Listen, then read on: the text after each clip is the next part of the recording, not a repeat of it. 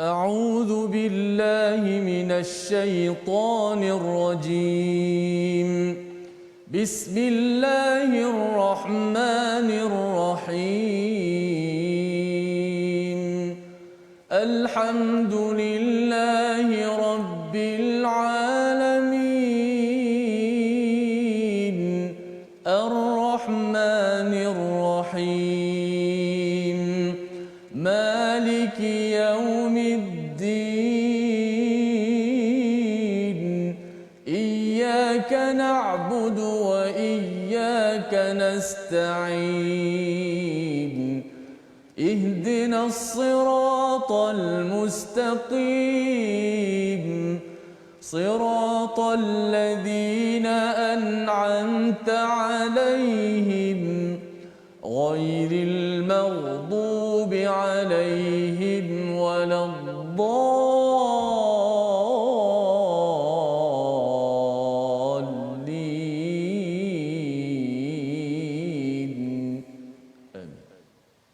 Assalamualaikum warahmatullahi wabarakatuh. Alhamdulillah wassalatu wassalamu ala Rasulillah wa ala alihi wa man wala syada la ilaha illallah syada Muhammadan abduhu wa rasuluhu. Allahumma salli ala sayidina Muhammad wa ala alihi wa sahbihi ajma'in. Amma ba'du. Apa khabar tuan-tuan dan puan yang dirahmati Allah sekalian? Kita bertemu pada hari ini My Quran Time baca faham amal pada halaman 227 dan kita memanjatkan kesyukuran pada Allah Subhanahu Wa Taala. Pada hari ini kita bersama Ustaz Tirmizi Ali. Apa khabar Ustaz? Alhamdulillah. Alhamdulillah Ustaz ya. Kita menyambung kembali surah Hud, surah yang ke-11 yang mempunyai banyak pelajaran untuk reset kepada diri kita sebagai orang yang beriman ya. Kita nak menjadi orang beriman ini, reset buttonnya itu ada pada surah Hud. Selain daripada surah sebelum ini, surah Yunus, selepas kita sudah membincangkan surah Al-Anfal dan juga surah At-Taubah. Surah yang ke-8, surah ke-9 itu berkaitan dengan perjuangan berada di bumi Madinah ya. Ada kuasa, ada negara, tetapi bila kita kembali balik semula, surah yang ke-10 11 ini agar memastikan kita lihat balik ke dalam diri kita, dan inilah yang kita mohon pada Allah Subhanahu taala saban hari dengan doa kita, ihdinas siratal mustaqim. Mari sama-sama kita mulakan majlis kita dengan doa ringkas kita. Subhanakala ilmalana illa ma 'allamtana innaka antal alimul hakim. Rabbi zidni ilma. Ya Allah, tambahkanlah ilmu untukku. Dan ilmu inilah yang penting kerana kita akan melihat tentang ilmu, kepentingannya dalam halaman 227. Mari sama-sama kita saksikan sinopsisnya. Bermula daripada ayat yang ke-46 ya, pada muka surat 227 kita akan melihat kepada peringatan untuk Nabi Nuh alaihi salam berkaitan dengan ilmu dan doa ya. Memohon sesuatu perlukan kepada ilmu. Ini yang kita akan lihat pada ayat 46 hingga ayat 47. Kemudian pada ayat 48 hingga 49 kita akan melihat sambungan. Apakah kesimpulan daripada kisah Nabi Nuh yang sudah pun kita lihat hampir 2-3 muka surat sebelum ini, yang menceritakan bahawa surah Hud ini yang panjang kisahnya ini, salah satunya ialah kisah Nabi Nuh berbanding dengan kisah Nabi Nuh yang disentuh dalam surah Yunus agak pendek.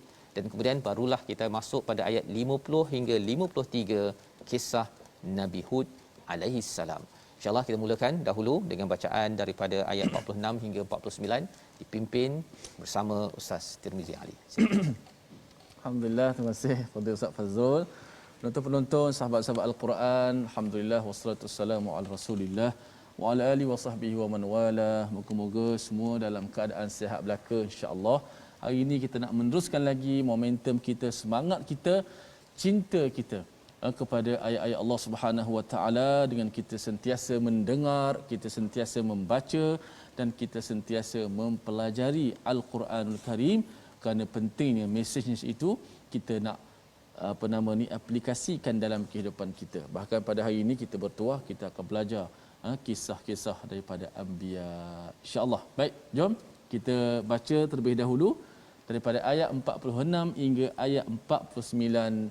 Semoga kita diberikan kemudahan oleh Allah Subhanahu Wa Taala. Jom sama-sama kita baca dengan alunan maqam Nahawan insya-Allah.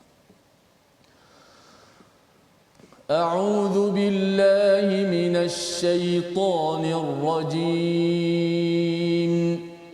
Bismillahirrahmanirrahim.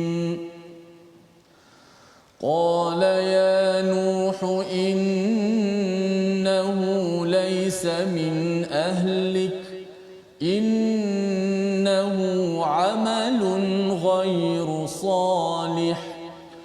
فلا تسألني ما ليس لك به علم إني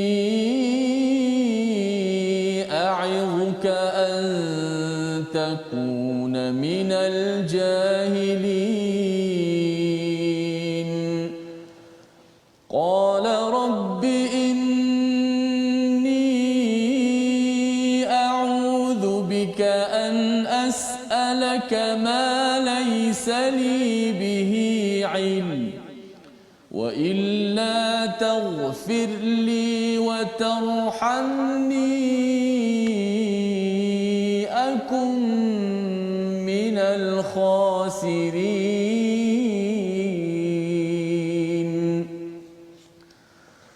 قيل يا نوح اهبط بسلام منا وبركات عليك قيل يا نوح اهبط بسلام منا وبركات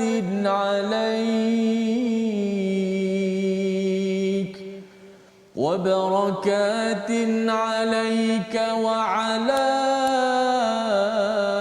أمم ممن معك وأمم سنمتعهم ثم يمسهم منا عذاب أليم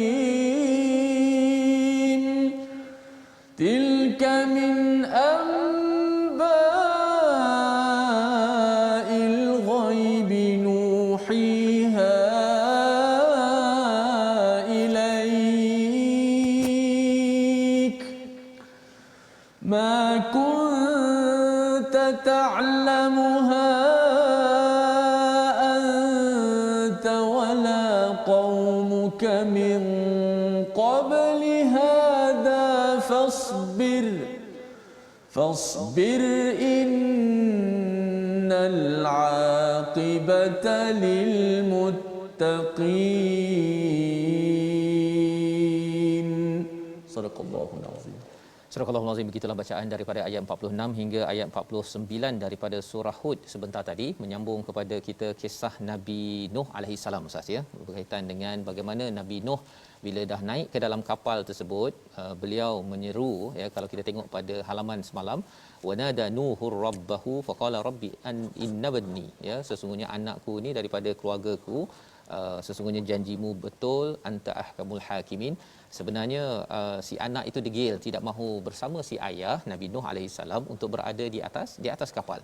Maka bila anak ini sudah dalam keadaan bahaya, dan Nabi Nuh menyeru bahawa ini anakku, kata Allah Subhanahu Wa Taala menyambung pada ayat yang ke-46, ya, qala ya Nuh innahu laisa min ahlik, iaitu sesungguhnya dia bukan daripada ahli keluargamu. Ya, ketika Nabi Nuh sudah menyatakan ini ahli keluargaku ni, kan, nak diselamatkan, Allah menyatakan bahawa ini bukan ahli keluargamu. Kerana apa? Kerana akidah itu melangkau daripada darah keturunan. Kerana ia adalah hak Allah Subhanahu Wa Taala. Allah menyatakan dia amalun ghairu salih. Dia itu anak kepada Nabi Nuh ini, Ustaz, ya, sebagai amalun ghairu salih, bukan sekadar dia ini ya'malu ghairu salih, tapi amalun, dia mewakili kepada avatar. Contohnya, ya, kan orang cakap avatar, kan, sebagai satu susuk badan yang penuh dengan tidak soleh. Sehingga kan biasanya kalau orang cakap amal yang tak soleh itu mungkin mencuri, mengutuk, apa sebagainya. Ini satu susuk badan anak Nabi Nuh ini digelar sebagai amalun ghairu soleh. Ini adalah sebagai satu penegasan kepada ayah, kepada ibu, di mana kita perlu mendidik ahli keluarga kita untuk menjadi soleh, kerana kalau ianya lambang kepada ghairu soleh, maka ianya terputus, ya, boleh memutuskan hubungan sesama ayah ibu apabila sampai di akhirat. Malah ini sudah berlaku di dunia. Jadi dalam ayat ini Allah menyatakan fala tasalni, jangan engkau minta ma laisa laka bihi ilm. Itu penekanan, Ustaz, ya, tentang doa. Kita jangan minta sesuatu yang kamu tidak tidak ada ilmu di sebaliknya. Apa maksud di sebalik perkataan ini? Imam Sa'adi, ya, Syekh Sa'adi menyatakan yang tidak ada ilmu itu tentang akibat dan pengakhiran. Kadang-kadang kita minta satu, kita minta dapat rumah ke, dapat duit banyak ke, dapat itu, dapat ini, kita minta. Tetapi ada perkara, bukan ada perkara, maksudnya tak semua perkara kita ada ilmu pada akibat dan pengakhirannya. Maka bila kita tidak ada ilmu perkara tersebut, jangan minta, ya. Allah menyatakan inni a'idzuka an takuna minal jahilin. Aku menasihatmu an takuna minal jahilin, iaitu apa maksudnya? Agar engkau tidak termasuk orang-orang yang jahil. Kerana bila ada ilmu tidak ada dia jahil. Bila orang tu jahil, dia tidak ada ilmu, ya. Apa maksud jahil? Mengikut kepada perasaan Nabi Nuh ketika itu amat menyayangi pada anaknya. Ini anak, ustaz, ya. Mesti sayang kepada anak, tetapi Allah menyatakan ini bukan anak yang menjadi ahli keluarga kamu. Dah tak kira sebagai ahli keluarga lah bila seseorang itu menidakkan tauhid kepada Allah Subhanahu Wa Taala. Jadi ilmunya ketauhidan kepada Allah, tidak mensyirikkan Allah, buat amal soleh, baru digelar sebagai ahli keluarga yang layak untuk diselamatkan di dunia sampai di akhirat. Maka pada waktu itu Nabi Nuh terus mengadu pada Allah, membalas pada Allah sebagaimana Nabi Adam pernah mengadu bila ditegur. Maka Nabi Adam kata, Rabbana zalamna anfusana wa illam taghfir lana tarhamna lanakunanna minal khasirin, dalam surah Al-A'raf. Di dalam ayat 47 ini, Rabbi inni, Tuhanku, aku berlindung denganmu, an as'alaka ma laysa li bihi an, daripada minta sesuatu yang aku tak ada ilmu, iaitu aku ni tak tahu pengakhirannya, tidak tahu kesudahannya, yang menyebabkan aku ini terhalang daripada berbuat kebaikan. Ini yang dikongsikan oleh Imam Sa'idi tentang ayat ini tadi, ya. Bila Allah bagi kita ada doa yang kita doa tapi Allah tak jawab, itu tandanya ada sesuatu yang tak baik yang mungkin boleh berlaku apabila ia dijawab. Contohnya ada orang dia memang kalau dia minta, ya Allah besok masukkanlah 1 juta contohnya dalam akaun kan, tapi Allah besok kita tengok tak ada lagi. Itu ada panduan, maksudnya ilmu Allah tahu kalau dapat 1 juta besok entah jadi lain macam, maksudnya. Jadi ini adalah cara bagaimana teruskan berdoa tuan-tuan, ya. Tetapi apa yang perlu kita buat ialah kita minta agar kita jangan sampai kecewa dengan sesuatu yang kita minta tak dikabulkan Allah, padahal di sebalik itu ada ilmu akibat pengakhiran yang kita tidak tahu. Jadi sambungan Nabi Nuh, wa illa taufirli, ya, kalau dalam doa Nabi Adam itu wa illa taufir lana tarhamna lanakunanna minal khasirin, di sini jika engkau tidak mengampunkanku, tidak merahmatiku, aku menjadi orang yang rugi. Jadi kalau kita lihat ilmu, keampunan dan rahmat itu saling berkait, ustaz, ya. Makin seseorang itu dapat ilmu dan dia akan bertaubat, taufirli, dan bila dia bertaubat minta ampun, dia akan mendapat rahmat daripada Allah SWT. Jadi kalau kita reverse balik, patah balik, orang yang tidak suka minta ampun, yang sebenarnya dia tidak mahu rahmat, dan orang yang tidak minta ampun sebenarnya ilmunya ada masalah sikit. Walaupun dia mungkin belajar tinggi dekat universiti ataupun dia mungkin macam-macam, tetapi kalau dia bila ditegur oleh kawan-kawan, apatah lagi bila ditegur oleh Allah dalam peristiwa pandemik sekarang ini, kita semua ditegur. Kalau kita rasa macam itu orang lain bukan saya, maksudnya orang itu ada masalah ilmu pengakhiran dan akibat. Kerana apa? Kerana dia merasakan sayalah yang berilmu, padahal sebenarnya Allah yang lebih mengetahui. Jadi inilah yang berlaku, dan selepas itu Allah menyeru kepada Nabi Nuh alaihi salam, ihbit, ya. Macam juga kepada Nabi Adam, ihbitu. Itu sebabnya kalau kita lihat Nabi Adam sebagai insan pertama, ustaz, ya. Insan kedua yang menjadi asas keturunan kepada kita adalah daripada Nabi Nuh alaihi salam. Mari sama-sama kita baca ayat 48 untuk kita memahami kita ini, kawan kita John dekat Eropah dan juga Trump dekat US sana itu sebenarnya asal daripada mana? Kita lihat ayat 48. Sila Ustaz.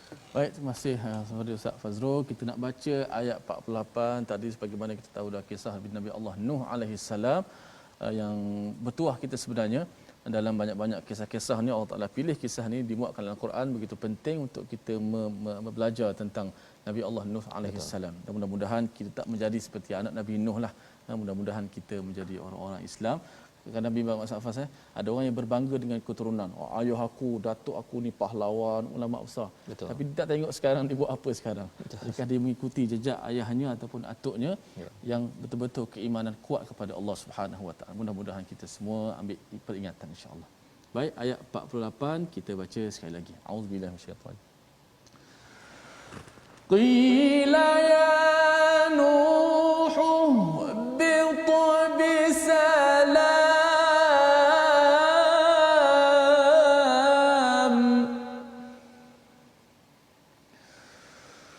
Qila ya Nuh bit bisalam minna wa barakatin alayka wa ala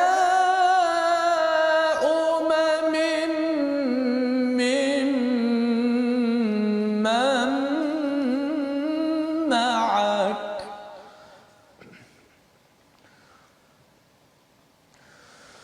wa umamun sanumatti'uhum thumma yamassuhum minna 'adzabun alim.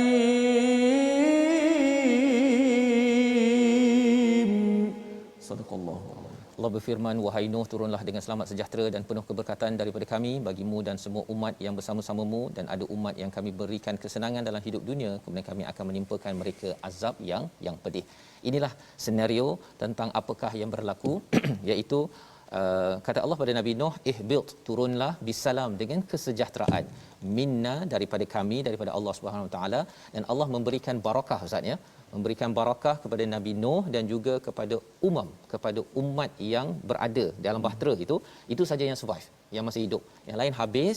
Maka daripada inilah yang menjadi umat-umat yang menjadi orang Eropah, jadi orang Arab ke, jadi orang apa sekalipun, semuanya itu asalnya daripada bahtera tersebut, ya, mimman ma'ak, ya, bersama dengan kamu. Ini adalah asal usul kita. Jadi kalau kita kata bahawa kita ni daripada Nabi Adam, tetapi semuanya, perbincangan ulama menyatakan, sebahagiannya menyatakan bahawa semua umat ini hancur kecuali apa yang ada di atas bahtera tersebut, dan daripada situlah timbul segala keturunan yang ada di atas muka bumi ini. Dan apakah yang berlaku kepada umat ini? Allah menyatakan wa umamun sanumatti'uhum, kami berikan kepada mereka kesenangan, ya, dan thumma yamussuhum minna adzabun alim, kemudian ada di kalangan mereka ini yang diberikan azab. Jadi kesenangan dan azab ini dia hampir dekat, ustaz ya. Ada orang yang diberikan ujian, dia akan sedar dan ingat Allah. Tetapi diberikan kesenangan, ramai orang yang mungkin dia keliru dan akhirnya dia makin jauh daripada Allah, yang menjemput azab daripada Allah SWT. Peringatan kepada kita agar kalau kita dapat kesenangan itu perlu kita gunakan untuk membantu orang lain, menyenangkan orang lain. Jika tidak, khawatir nanti kita ini rasa bahawa saya yang sepatutnya makin senang dan lupakan orang lain. Itu yang berlaku kepada kaum Nabi Nuh, itu yang berlaku kepada Firaun, tokoh-tokoh yang tidak okey di dalam al-Quran itu, kerana ideanya mereka ini bila dah rasa senang, ya, dia makin senang, makin dia lupa kepada dirinya. Dan disambung kepada ayat yang ke-49, ya, tilka, ini adalah penutup kepada kisah Nabi Nuh. Tilka min amba'il ghaib, ini adalah amba, ini maksudnya jamak kepada naba. Ya, jadi sebenarnya ini baru kisah Nabi Nuh, baru kira Nabi Nuh cerita ni satu je, tapi Allah tak cakap dia sebagai naba, Allah cakap amba. Ya, mengapa? Kerana berita anba dan naba ini adalah berita besar, bukan berita kecil, ya, bukan berita picisan. Ini adalah berita-berita besar. Poinnya apa? Poinnya ialah perkara yang kita tak tahu ini Allah wahyukan kepada Nabi Muhammad untuk kita dapat bersama ini. Dia bukan sekadar satu cerita, tetapi banyak cerita pada satu tema Nabi Nuh alaihi salam.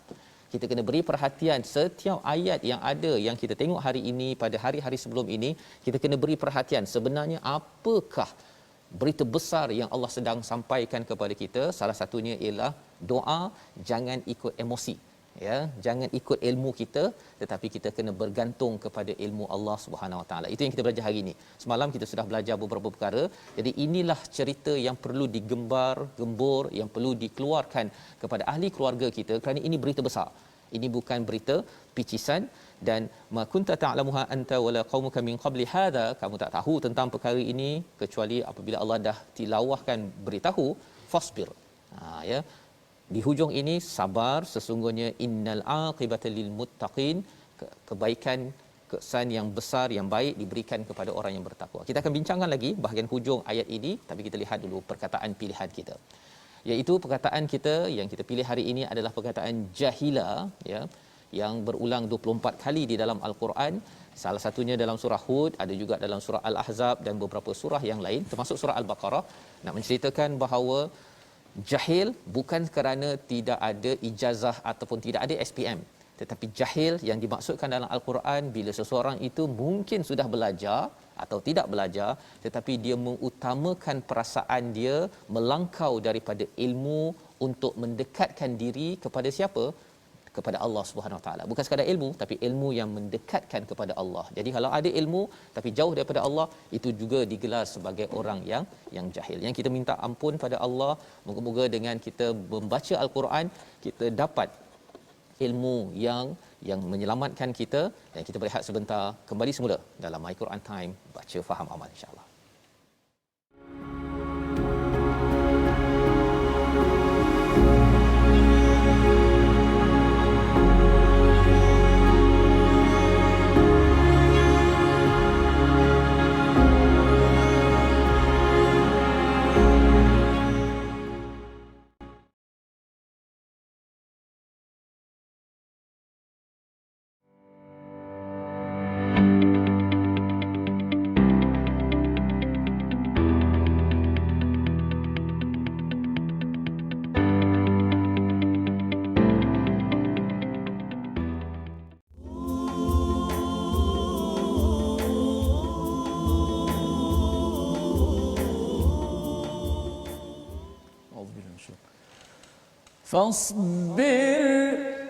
فاصبر إن العاقبة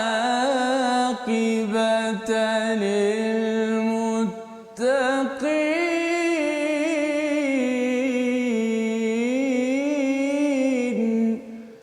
Maka bersabarlah, sesungguhnya kesudahan yang baik bagi orang-orang yang bertakwa. Itulah petikan ayat daripada hujung ayat 49 yang telah kita baca dan tadabbur sebentar tadi, bahawa ingatlah kesudahan yang baik. Biasa kalau kita tengok cerita, kita tengok siapa hero, kita tengok hero menang lah, mesti hero menang. Ada setengah orang tu Safar, dia tengok episod tu ada 30 episod, 200, tengok episod yang ke-200 baru tahu hero mesti menang punya, kan? Hero menang, happy ending, hero menang. Maka happy ending bagi kita semua berada di atas dunia ini ialah kesudahan yang baik bagi orang-orang yang bertakwa. Hero-hero yang sebenar ialah orang-orang yang bertakwa kepada Allah Subhanahu Wa Taala. Alhamdulillah, pada semua penonton-penonton, sahabat-sahabat, terus setia My Quran Time, baca faham amal. Teruskan share rancangan kita, mudah-mudahan dapat manfaat, insya-Allah. Tajwid pada hari ini kita nak belajar tentang hari ini sambungan daripada lam syamsiyah, ataupun kita biasa sebut alif lam qamariyah, alif lam syamsiyah. Hari ini kita nak masuk tentang lam syamsiyah ataupun lam muta'arif. Okey, lam yang mana lam syamsiyah ini ataupun kita sebut alif lam syamsiyah, hukumnya kena baca secara idgham. Apa maksud idgham tu? Lam itu dimasukkan secara idgham, masuk. Lam itu dimasukkan ke dalam huruf yang selepasnya. Maka huruf lam syamsiyah ada berapa? Ada 14 penonton-penonton sekalian. Ada ta, tha, dal, dha, ra, zai, sin, shin, sad, dad, ta, dha, lam dan juga huruf nun. Maka dinamakan juga idgham syamsi. Idgham tu apa? Masuklah, memasukkan sesuatu ke dalam sesuatu. Dalam konteks lam syamsiah ni, mengidghamkan lam syamsiah maksud dia memasukkan lam yang mati itu ke dalam huruf-huruf lam syamsiah yang ada 14 di atas yang saya sebutkan tadi. Disebut sebagai idgham syamsi kerana diidghamkan lam ta'rif itu ataupun lam mati itu ke dalam huruf-huruf syamsiyah yang ada 14. Jadi kalau kita baca, kita kena masuklah ke dalam, tengok slide yang kedua. Contoh apa nama ni, idgham syamsi pada lam syamsiyah. Kita lihat contoh pada ayat wafaratan nur. Wafaratan nur. Cuba tengok kalimah at-tanur, lam mati bertemu dengan ta. Maka caranya lam itu dibaca macam mana? Lam tu dimasukkan terus secara total ke dalam huruf ta. Maka tak bunyi dah suara lam. Tak boleh baca wafarol tanur. Oh, pelik. Kan? Wafarat daripada ra tu terus masuk ta dah. Sebab lam tu diidghamkan ke dalam ta. Juga contoh waqila bu'dan lil qaumi adh-dhalimin. Kita baca macam mana? Kalau kita ambil daripada al-zalimin. Mana pula pergi lam tu? Ke mana pergi lam? Lam tu tak pergi mana? Lam tu kekal pada tulisan tetapi tidak ada pada bacaan, kerana bacaan lam itu dimasukkan ke dalam huruf lam syamsiah. Salah satunya ialah huruf dha. Wa qila bu'dan lil qaumidh zalimin. Terus tu dipanggil idgham syamsi juga nama. Safas. Baik, terima kasih diucapkan pada Ustaz Tirmizi yang berkongsi pada hari ini tentang lam syamsiah ya. Lam syamsi. Dia qamari dan juga samsi maksudnya matahari dan bulan. Dia nama bulan matahari itu dia ada sejarahnya ke ataupun memang nama je?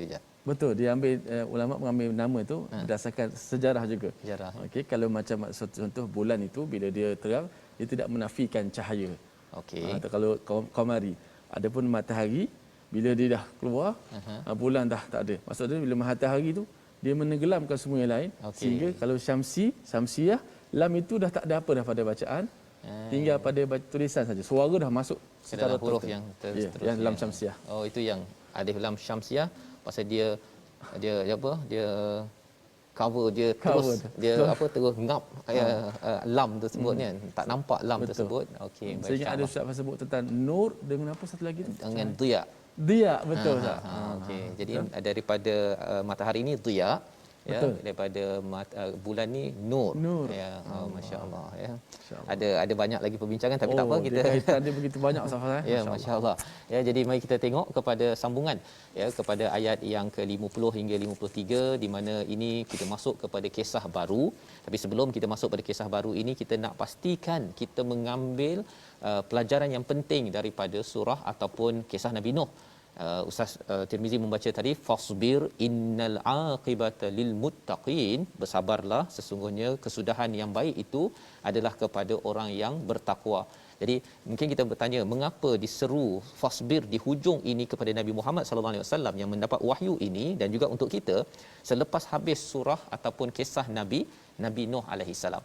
Rupa-rupanya sabar ini adalah rahsia Nabi Nuh itu diberikan salam, diberikan barakat bukan saja untuk Nabi Nuh tetapi diberikan pada siapa? Kepada umatnya, dan umatnya itu sampailah kepada kita umat sampai zaman ini.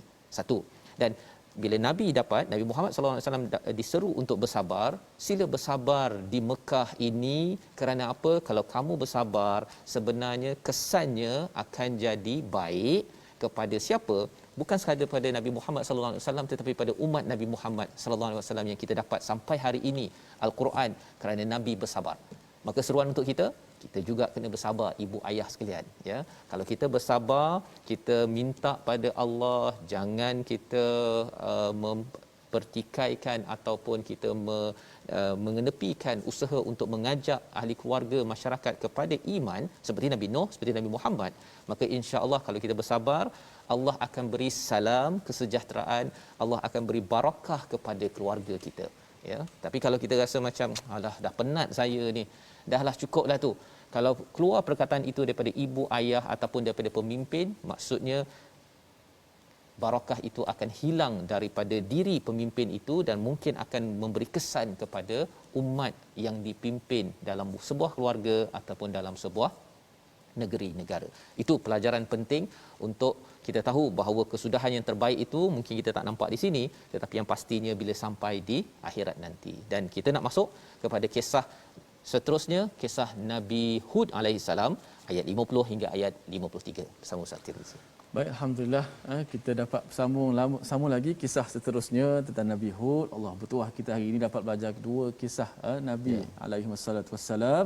Untungnya kita kerana Allah Taala pilih daripada banyak kisah yang ada dimuatkan kisah dalam Quran. Sudah pasti bila Allah pilih maka dia sangat penting untuk kita semua, insya-Allah. Kita nak baca seterusnya ayat ke-50 hingga 53 dengan alunan sikah, insya-Allah taala. Auzubillahi minasyaitonir rajim.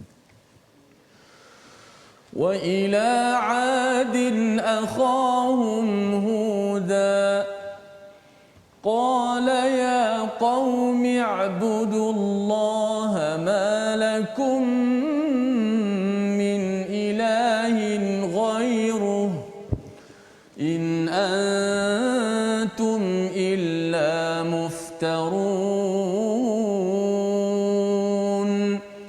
ya qaumi la as'alukum alayhi ajra in ajriya illa 'ala alladhi fatarani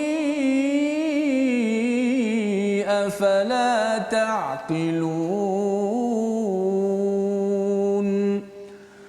wa ya qaumi istaghfiru rabbakum thumma tubu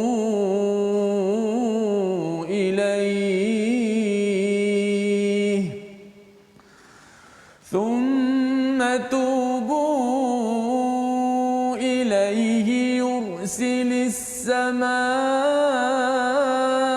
عليكم مدرارا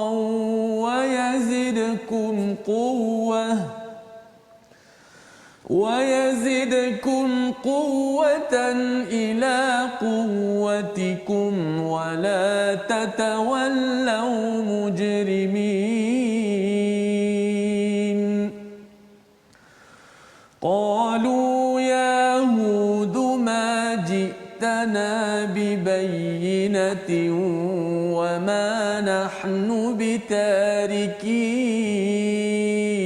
آلهتنا عن قولك وما نحن بتاركي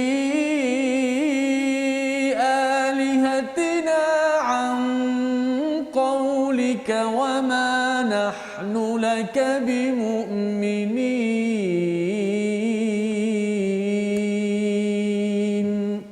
صدق الله العظيم.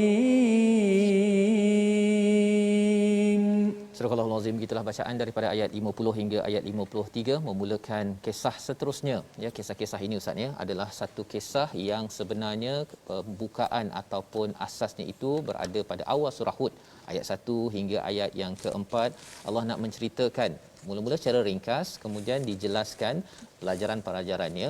Apakah pelajaran secara keseluruhannya kisah Nabi Nuh, kisah Nabi Hud ini agar nabi-nabi ini membawa kepada ta'budu illallah, ya, alla ta'budu illallah, janganlah menyembah kecuali kepada Allah, dan peranan mereka ini adalah nadhir wa bashir.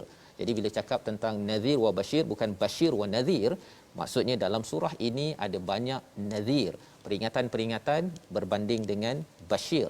Kerana apa? Kerana ini adalah fasa-fasa di mana mereka ini sudah degil di hujungnya Ustaz ya, bukan awal dakwah nabi-nabi ini, tetapi bila dah sampai di hujung, maksudnya Nabi Nuh ni sampai 950 tahun Ustaz, sampai panjang itu. Selama ni dia lembut, ajak berdakwah, ajak ke arah kebaikan, janganlah kamu ni mendustakan, ajak dengan ajak. Tetapi bila sudah mencapai dia punya puncak, ya, sehingga kan mereka ni ingin menyerang kepada Nabi Nuh, maka Allah selamatkan.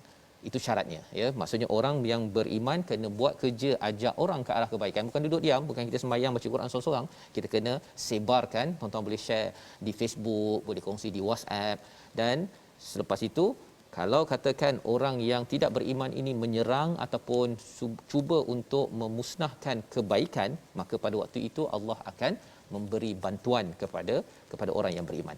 Maka dalam ayat yang ke-50 Allah menyatakan wa ila adin akhahun hum huda, iaitu pada kaum Ad itu, nama kaum pada kaum Nabi Hud itu diberikan, dihantarkan saudara mereka iaitu Hud, ya.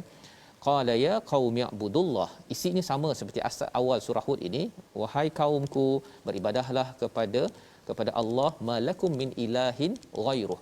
Tidak ada ilah kecualinya. Walaupun nampak ayat ini macam berulang, seperti berulang macam awal tadi, kita biasa baca la ilaha illallah, di sini la malakum min ilahin ghairuh, penggunaan ma itu berbanding la ada beza Ustaz ya. Betul. Kalau la itu tidak ada Tuhan, tapi kalau ma lakum min ilah, maksudnya sebelum ini ada dia punya hujah yang mereka nak beritahu bahawa sebenarnya ada Tuhan lain. Jadi bila menggunakan kata ma, sebenarnya nak beritahu yang kamu cakap Tuhan lain itu tak betul. Tak betul. Ghairuh, kecualinya. Mana ada hujah-hujah di belakang. Ada hujah yang mereka sudah datangkan. Dan ayat ini memang pendek, tetapi perbincangan dalam tafsir Hamka, dalam tafsir oleh Tuan Guru Ni Aziz menyatakan walaupun pendek, kimat, tetapi kalau kita fussilat, kita jelaskan betul-betul, tidak ada Tuhan kecualinya. Ini satu contohnya apa? Tidak ada Tuhan yang maha kaya kecuali Allah SWT. Allah kan maksudnya ada air daripada langit, padahal dekat bawah pun ada air dekat laut, contoh kan. Maksudnya ialah apa? Maksudnya ialah Allah ini maha kaya, tidak ada yang lebih kaya daripada Allah Subhanahu Wa Taala. Kesannya apa kepada kita? Kalau tuan-tuan yang bekerja, kalau ada orang kata saya nak bagilah awak RM5 bawah meja, contohnya Ustaz kan, ataupun nahlah duit kocek RM5 ni, awak janganlah saman saya, contohnya. RM5 tu apalah sangat Allah, berbanding dengan Allah yang maha kaya, boleh bagi tuan-tuan lebih kaya daripada RM5 kan. Takkan kita nak gadaikan Tuhan yang maha kaya berbanding dengan RM5 tersebut. Ini kefahaman tentang malakum min ilahin ghairuh. Baru satu Ustaz, Al-Ghani. Kalau katakan Ar-Rahman, Allah ni maha penyayang, kan. Kalau ada adik-adik yang kata mak saya tak sayang saya lah, contohnya kan, ataupun ada yang kata saya ni tidak diberi perhatian oleh bos saya, sebenarnya takkanlah kerana tak diberi perhatian oleh bos maka kita curi ataupun kita tak buat kerja amanah yang terbaik, padahal Allah itu maha sayang dan selalu beri perhatian kepada kita. Jadi seruan Nabi Hud ini, Nabi Nuh juga sama, seruan untuk kita ini mendapat ketenangan, ya, dengan mengenal Allah yang sebenarnya. In antum illa muftarun, iaitu di hujung itu, selama ini kamu hanyalah mereka-reka, kan. Nak dapat hujan, buat Tuhan hujan, nak dapat kaya, buat Tuhan kaya, padahal sebenarnya Tuhan hanyalah satu sahaja untuk diimani, untuk diesakan, untuk kita menjadi orang yang mendapat ganjaran ataupun manfaat yang besar Ustaz ya.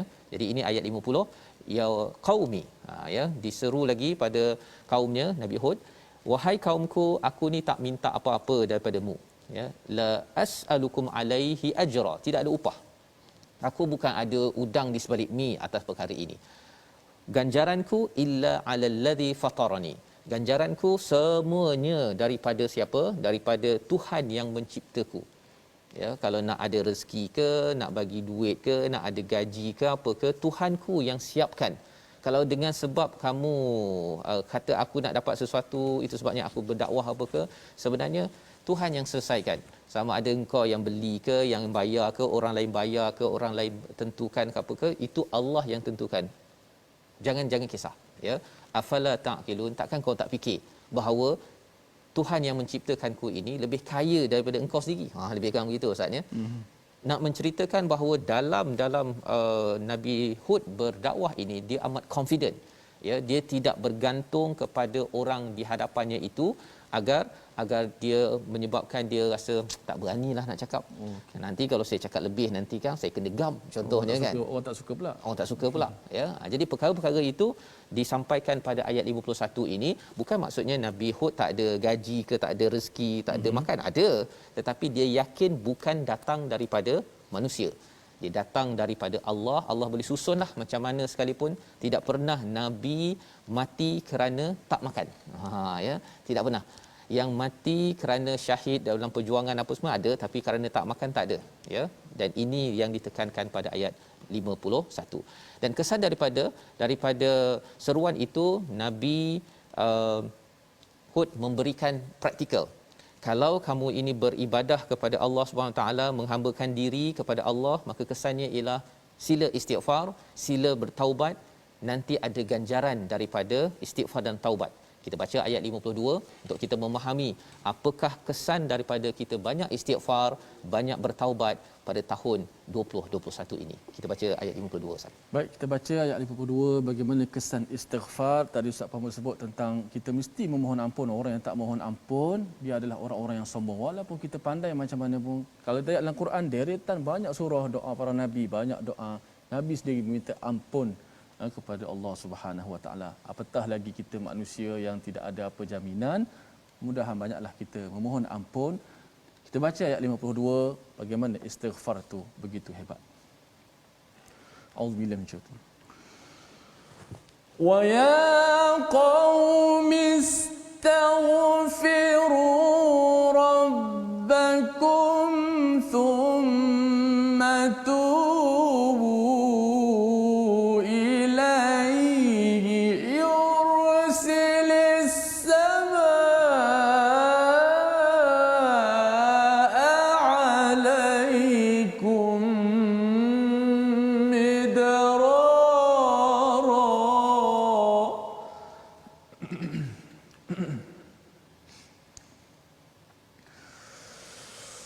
yursilis samaa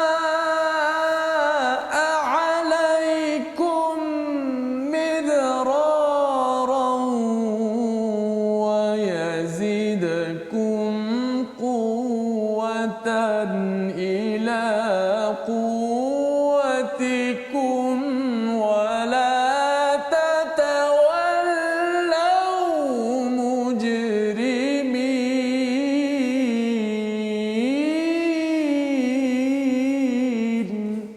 Sadaqallahu. Surah Al-Azim. Inilah kandungan daripada ayat 52. Nabi Hud menyeru agar istighfar, bertaubat, nanti Allah akan hantarkan daripada langit alaikum midrara.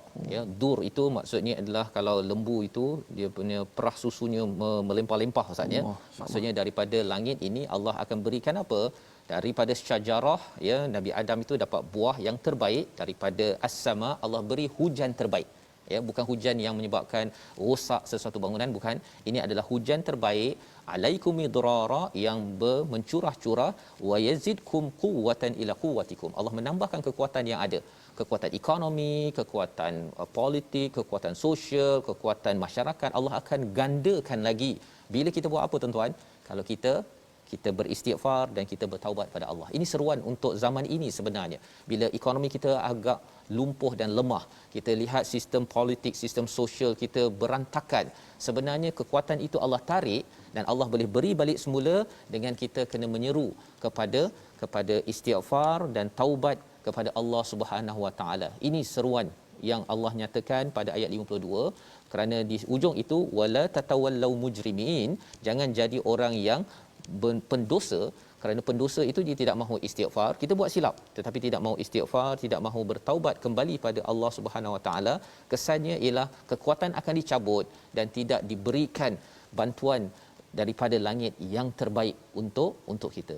Inilah panduan yang kita tahu respon daripada kaum Hud itu, Ad itu. Dia kata, wahai Nabi Hud, sebenarnya engkau ni tak ada bawa bukti betul lah, kan?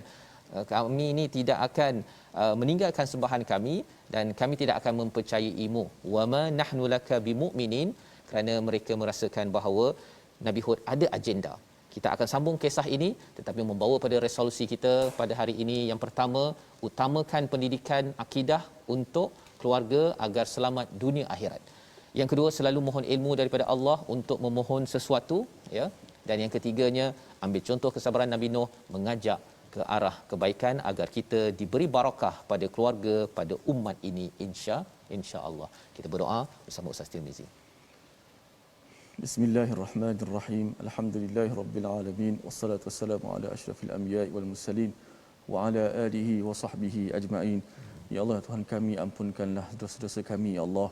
Ya Allah, ampunkanlah segala salah silap kami, ya Allah. Ya Allah, janganlah kau benarkan dosa-dosa kami ini diwarisi oleh zuriat keturunan kami, ya Allah. Ya Allah, kurniakanlah kepada kami zuriat keturunan orang-orang yang saleh dan beriman, yang bertakwa, ya Allah.